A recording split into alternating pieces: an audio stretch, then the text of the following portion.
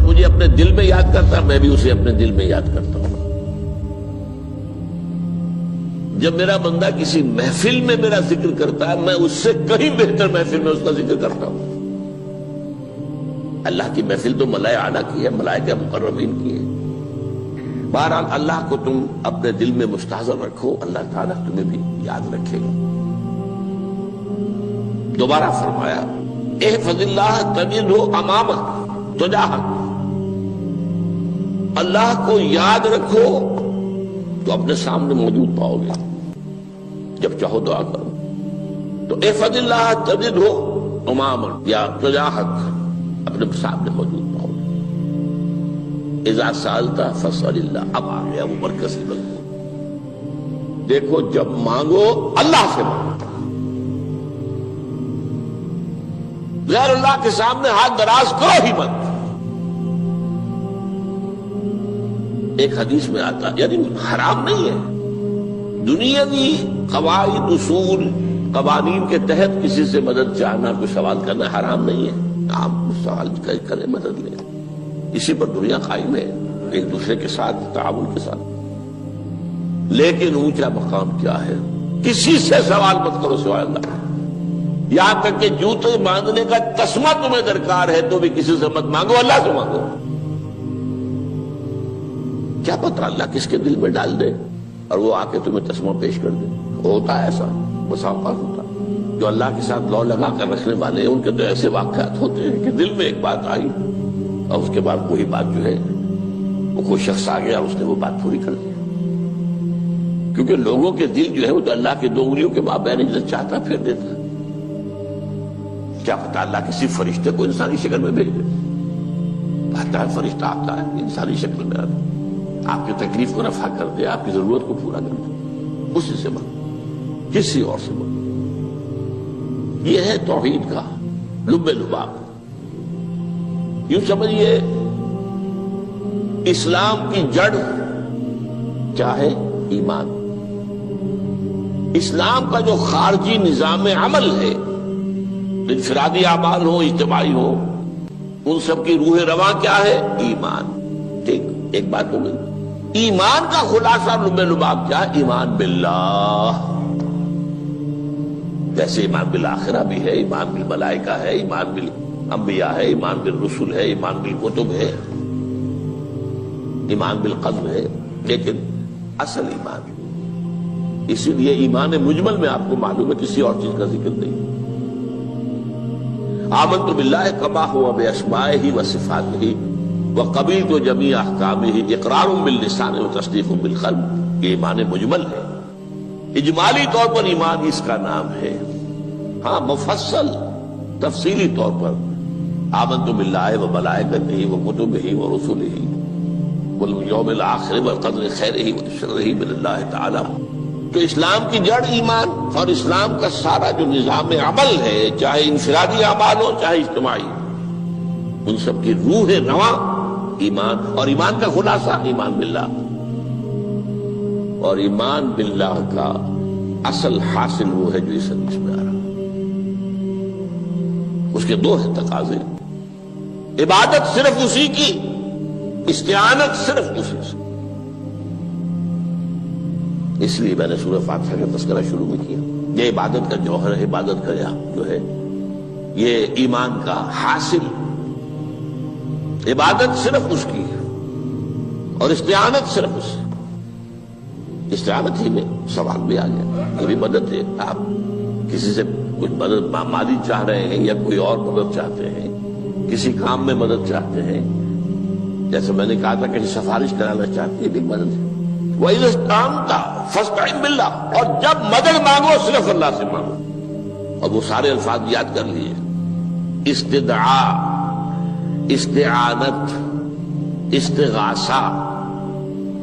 یہ جو غوث اعظم سے استغاثہ کیا جاتا ہے یہ تو شرک ہے. استغاثہ اللہ سے، دعائی اللہ کی. اس اعتبار سے استمداد، استعانت، استدعاء، استغاثہ یہ سب اللہ سے، صرف اللہ سے. عبادت صرف اللہ، ایاک نعبد، اور استعانت صرف اللہ سے. مانگو صرف اللہ سے، جب مدد طلب کرو صرف اللہ سے، اور جان لو اگر تمام لوگ جمع ہو کر تمہیں کوئی فائدہ پہنچانا چاہے نہیں پہنچا سکتے، الا بشیء قد کتب اللہ لک وان اجتمعوا علی ان یضروک بشیء لم یضروک الا بشیء قد کتب اللہ علیک، اگر سب مل کر چاہے تمہیں کوئی نقصان پہنچا دے نہیں پہنچا سکتے مگر وہی کچھ جو اللہ نے تمہارے لیے لکھ دیا۔ اب بتائیے خوف کی جڑ کٹ جائے گی کہ نہیں؟ یہ جو ایمان جو ہے یہ خوف اور حزن دونوں سے نجات دلانے والی بات ہے۔ جو حقیقی مومن ہے وہ اللہ کا ولی ہے، حقیقی مومن وہ اللہ کا ولی ہے، اور الا ان اولیاء اللہ لا خوف علیہم ولا هم يحزنون۔ یہ اولیاء اللہ کو علیحدہ مخلوق نہیں ہے، کوئی ان کے سر پہ سینگ نہیں ہوتے، انسان ہی ہوتے ہیں، لیکن حقیقی معنی میں مومن ان اعتبارات سے جو آج ہم پڑھ رہے ہیں، ایمان اس درجے کا پہنچ گیا تو اللہ کا ولی ہے۔ ان لوگوں کے لیے خوف کس بات کا ہوگا؟ کس سے خوف کروں؟ اس کے ہاتھ میں کچھ ہے ہی نہیں، اور اگر کچھ اللہ نے میرے لیے لکھ دیا وہ آ کر رہے گا، چاہے میں لاکھ گڑ گڑاؤں اور اس کے سامنے کہ مجھے چھوڑ دے، اگر اللہ نے لکھا وہ آیا وہ تو آئے گا، تو کاہے کو اس کے سامنے گڑ گڑانا، کاہے کو جبرسائی کرنا اس کے سامنے، اور کسی کے ہاتھ میں کچھ ہے ہی نہیں، میرا خیر ہے ہی نہیں، کاہے کو خوشامد کرو اس کی۔ اور سنیے، رفعت الاقلام، دیکھو نوجوان، قلمیں اٹھا لی گئی ہیں، وجفت الصحف، اور جو رجسٹر ہیں صحیفے ان کی سیاہی خشک ہو چکی ہے۔ یہ ہے وہ اللہ کا علم، اس میں ہر شے لکھ دی گئی، اس کی قلم اٹھا لیے گئے۔ جیسے آپ کو معلوم ہے امتحان ہوتا تھا، 3 گھنٹے ختم ہو گئے، اسٹاپ رائٹنگ، بس اب قلم رک جانا چاہیے۔ وہ قلم تو تقدیر کا کاتب جو ہے وہ قلم اس کا اب اٹھا لیا گیا، اور جو صحیفے جن پر یہ لکھا گیا وہ خشک ہو گئے۔ یہ تو روایت ہے جو امام ترمذی نے جس کو روایت کیا، یہ متن ان کا ہے جو ہم نے پڑھا ابھی، اور ان کا قول یہ ہے کہ یہ حدیث حسن صحیح ہے، لیکن یہی روایت اور انہی راوی سے عبداللہ ابن عباس سے رضی اللہ تعالیٰ عنہما اور بھی محدثین نے کی ہے، تو اس میں سے ایک اور متن جو ہے وہ یہاں پر امام نووی نے دے دیا ہے۔ احفظ اللہ تجدہ امامک، یہ تو پہلا وہ ٹکڑا تھا، وقت تو جاہک تھا، یہاں امامک ہے، امام مطلب ایک ہی ہے، اپنے سامنے پاؤ گے۔ اللہ کی حفاظت کرو، اللہ کو دل میں، اللہ کی یاد کو محفوظ رکھو، گویا کہ اللہ کو مستحضر رکھو۔ ذکر اللہ کے معنی کیا ہے؟ استحضار اللہ فی القلب، یہ ذکر اللہ ہے۔ جنہیں ہم ذکر سمجھ بیٹھے ہیں وہ ذکر کے ذریعے ہے۔ اقیم الصلاۃ لذکری، نماز قائم کرو میری یاد کے لیے، نماز ذریعہ ہے یاد کا۔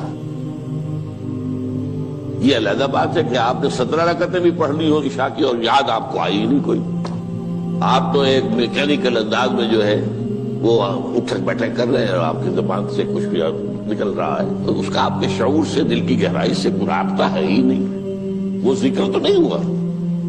ہاں نماز فرض تھی وہ ادا ہو گئی، آپ کی فرض ادا ہو گئی۔ تو جنہیں ہم نے ذکر سمجھا وہ ذرائع ذکر ہے، اللہ اللہ، سبحان اللہ سبحان اللہ زبان سے، یہ تاکہ اس کے نتیجے میں وہ ذکر حاصل ہو جائے۔ استحضار اللہ فی القلب، ذکر کے معنی ہے استحضار اللہ فی القلب۔ تعرف الی اللہ فی الرخاء، اور دیکھو کشادگی کے وقت میں تم اللہ کو یاد رکھو، اللہ کی طرف رجوع کیے رہو، بھول نہ جاؤ۔ وہ نہ ہو جو کبھی کہا تھا، بہادر شاہ ظفر کے اشعار میں سے بہت زور کا شعر ہے، ظفر آدمی اس کو نہ جانیے چاہے کتنا ہی ہو فام و زکا، جسے عیش میں یاد خدا نہ رہی، جسے تیش میں خوف خدا نہ رہا۔ وہ ہے کشادگی کی حالت میں، جبکہ تمہارے لیے کشادگی ہے، اللہ کی طرف رجوع کیے رکھو۔ یعرف کا فی الشدہ، تو اللہ اپنی توجہ تم پر رکھے گا شدت کے وقت میں، جب تمہیں کوئی تکلیف ہے اس تکلیف کو تم پر آسان کر دے گا۔ تکلیف تو آنی ہے، جو لکھی ہوئی ہے وہ تو آئے گی، لیکن یہ کہ اللہ تعالیٰ اس کی شدت کو، ایک ہی چیز ہے جس کو ایک انسان بہت شدت کے ساتھ محسوس کر رہا ہے، دوسرا آدمی اتنا نہیں محسوس کر رہا ہے، احساس کا معاملہ ہوگا نا۔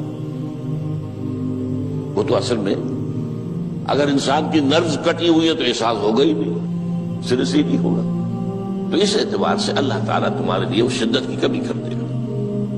وَاعْلَمْ أَنَّمَا أَخْطَأَكَ لَمْ يَكُنْ لِيُصِيبَكَ، اور جان لو جو چیز تم سے چھوٹ گئی ہے، رہ گئی ہے، وہ ہرگز تمہیں ملنے والی نہیں تھی۔ اب آپ نے کسی ملازمت کے لیے درخواست دی ہے، درخواستیں مانگی گئی ہیں، اپنی سی محنت کر لی، نہیں ملی ملازمت، اب آپ بیٹھے ہوئے افسوس میں، رنج میں، غم میں، فلاں نے یہ کر دیا، فلاں نے یہ کر دیا، وہ فلاں جو ہے بڑی تکڑی سفارش لے آیا تھا، فلاں نے رشوت دے دی۔ چھوڑو میاں اس کو، وہ تمہارے لیے نہیں تھی۔ کاہے کو اپنے ذہن کے اندر یہ کھچڑی پکا رہے ہو بیٹھے ہوئے؟ خواہ آپ شاید سوء ظن میں بھی مبتلا ہو رہے ہو، کسی نے نہ رشوت دی اور آپ سمجھتے ہو کہ رشوت دی ہے اس نے۔ یہ ساری چیزیں جو ساری سیئات، ان کی جڑ کٹ جائے گی۔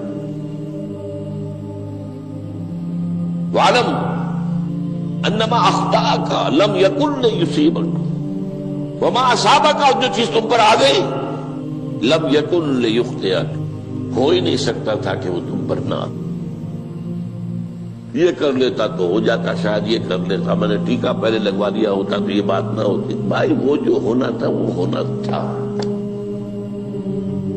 اب یہ وہ چیز ہے جس سے انسان میں کیفیت پیدا ہوتی، تسلیم و رضا۔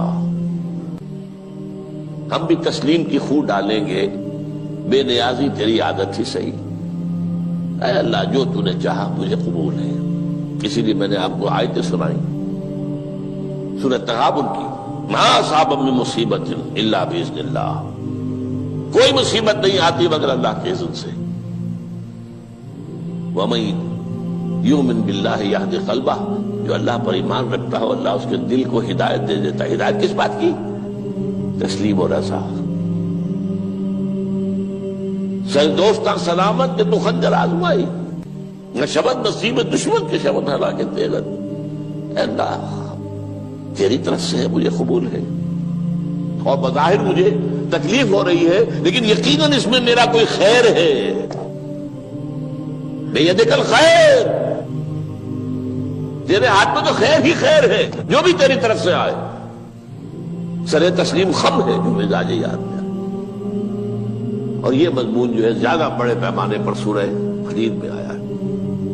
ما اصاب من مصیبت فی الارض ولا فی انفسکم الا فی کتاب من قبل ان نبرأہا، کوئی مصیبت نہیں آتی نہ تمہاری جانوں میں نہ زمین میں، زمین میں زلزلہ آ جانا، سیلاب آ جانا، کچھ اور زمین کا دھنس جانا، یا یہ ہے کہ تمہاری جانوں میں کوئی بخار ہو گیا، کوئی اور تکلیف ہو گئی، اچانک معلوم ہوا کہ صاحب جو کینسر ہے، اور کینسر بھی اب 3rd سٹیج کو پہنچ چکا ہے، لیکن جو بھی آیا ہے وہ اللہ کے علم کی کتاب میں پہلے سے لکھا ہوا ہے۔ فی کتاب من قبل ان نبرأہا، یہ کتاب میں درج ہے اس سے پہلے کہ ہم اسے ظاہر کریں۔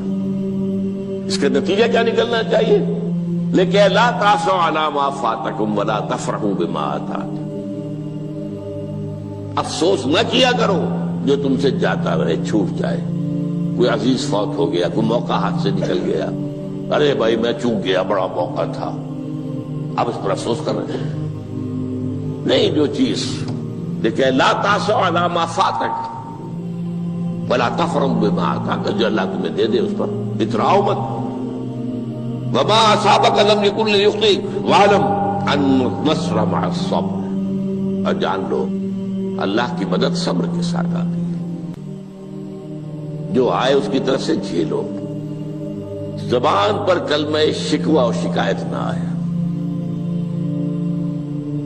اللہ سے شکایت نہ آئے، تسلیم و رضا، جو تیری رضا ہے۔ تیری صحت ہمیں منظور ہے لیکن اس کو، مولانا محمد علی جوہر ایک مرتبہ جیل میں گئے، ایک بیٹی بیمار ہوئی، فوت ہو گئی، اس کے بعد دوسری مرتبہ پھر جیل میں گئے، دوسری بیٹی کو وہی بیماری ہوئی، جیل میں اطلاع ملی کہ بیٹی کو یہ بیماری ہو گئی ہے۔ تو خط لکھا ہے اشعار کی شکل میں، کا آخری شعر یہ ہے: تیری صحت ہمیں منظور ہے لیکن اس کو نہیں منظور تو پھر ہم کو بھی منظور۔ ہم تو چاہتے ہیں میں بیٹی کے تجھے شفا ہو جائے، اسے منظور نہیں تو پھر ہمیں بھی منظور۔ وَاعْلَمْ أَنَّ النَّصْرَ مَعَ الصَّبْرِ وَأَنَّ الْفَرَجَ مَعَ الْكَرْبِ۔ فرج، فراخی، کھل جانا کسی چیز کا، یہ ہے کرب کے ساتھ، تکلیف کے ساتھ، تکلیف ہوتی ہے ساتھ۔ اللہ نے قانون بنایا ہے دنیا کا۔ اب آپ اندازہ کیجئے بچے کی ولادت میں ماں کو کتنی تکلیف اٹھانی پڑتی ہے۔ آج کل تو فیشن ہو گیا ہے، سیدھے سیدھے جاؤ آپریشن کراؤ، تکلیف سے بچ جاؤ، لیکن یہ ہے کہ یہ بھی آپ کے علم میں ہوگا، وہ ساری تکلیف جیسے ہی بچے کو لا کر ماں کے برابر لٹایا ہے، ساری تکلیف ختم، پھر جو راحت اس سے میسر آتی ہے۔